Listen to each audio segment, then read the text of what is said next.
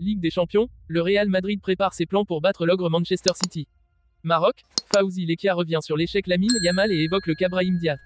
Real Madrid, Kylian Mbappé pensait être à l'origine du clash Bellingham-Chouameni. Avant de commencer, si c'est la première fois que tu passes ici, je t'invite donc à t'abonner, c'est gratuit, ça prend 2 secondes et ça fait plaisir. Merci beaucoup à toi.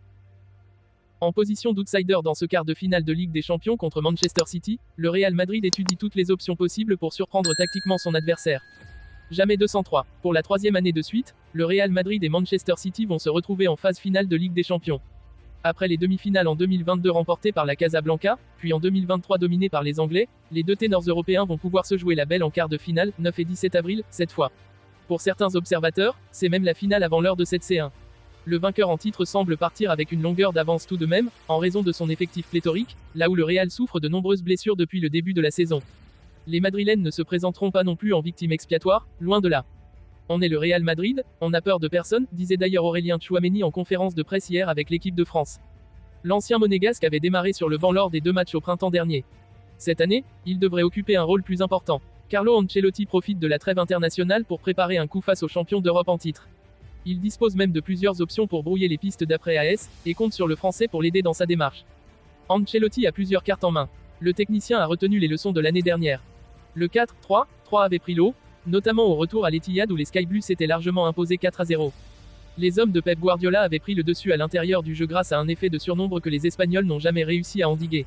Ancelotti réfléchit à un 4-4-2 en diamant avec Tchouameni, ou Camavinga, en pointe basse, Kroos et Valverde un cran au-dessus, et Bellingham en pointe haute, en soutien de Vinicius et Rodrigo. C'est dans cette position que l'Anglais brille le plus souvent, mais la petite forme de Rodrigo oblige Ancelotti à revoir ses plans. Avec seulement 3 buts en 2024, pour 17 matchs, le Brésilien apparaît comme le maillon le plus faible de cette équipe. S'il décidait de le sortir du 11 de départ, Ancelotti aurait plusieurs possibilités. Il pourrait décider de revenir au 4-3-3 avec Valverde sur le côté droit, comme il l'avait fait durant la campagne victorieuse de Ligue des Champions en 2022. Vinicius à gauche et Bellingham en faux neuf compléteraient cette ligne d'attaque, devant un trio Kroos Tchouameni Camavinga. C'est d'ailleurs ce qu'il a fait en 8e de finale retour contre le RB Leipzig avec le succès très limité que l'on connaît.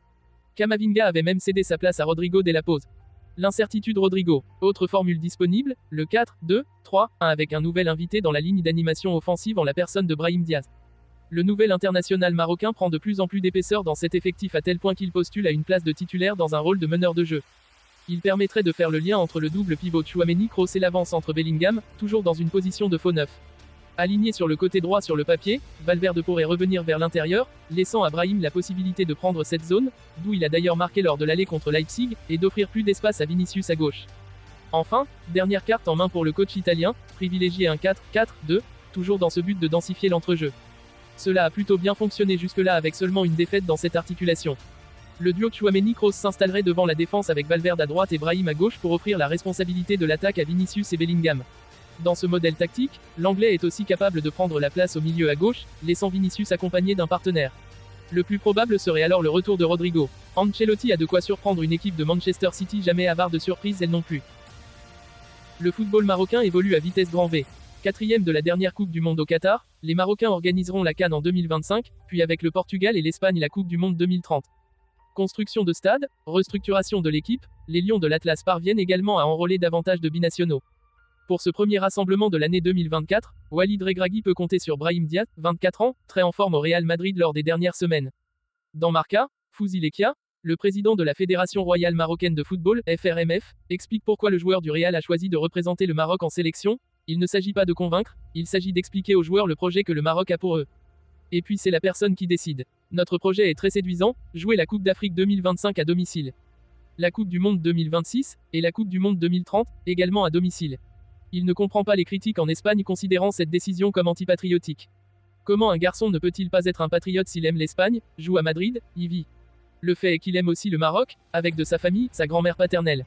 Le président de la FRMF s'est par ailleurs expliqué sur le dossier Lamine Yamal. Nous avons rencontré ses parents, le père est marocain et la mère est équato-guinéenne. Nous lui avons fait part de notre projet ainsi qu'à la famille, mais Lamine était déjà convaincu de partir avec l'Espagne. Et nous vous souhaitons bonne chance et bon travail. L'Espagne et le Maroc sont séparés de 14 km et il est normal que cela se produise. Je respecte le choix de Lamine et je respecte celui de Brahim. Brahim ne sera pas le dernier joueur qui choisira le Maroc ou vice-versa. Nous sommes dans un monde sans frontières, a-t-il prévenu aux médias madrilènes. De nombreux binationaux espagnols, mais aussi français sont dans le même cas que le jeune joueur du Barça. Kylian Mbappé a fait le show ce vendredi après-midi dans l'auditorium du Groupama Stadium. Présent en conférence de presse avant d'affronter l'Allemagne demain en amical avec les Bleus, KM7 a évoqué son avenir sans en dire vraiment plus au final. Pourtant, son nom est cité au Real Madrid. D'ailleurs, comme beaucoup, le Français de 25 ans a pensé que Jude Bellingham et Aurélien Tchouaméni parlaient de lui et d'Erling Haaland lors du récent échange capté par les caméras. La vidéo, bien sûr qu'on en a rigolé, nous ont fait que chambrer. Et franchement, moi aussi je pensais mais ce n'était pas de moi qu'il parlait. C'était drôle, sympa. En effet, les deux joueurs du Real Madrid se sont gentiment clashés au sujet d'Eric Dier et de Dayo Upamecano comme l'a révélé Tchouaméni en début de semaine.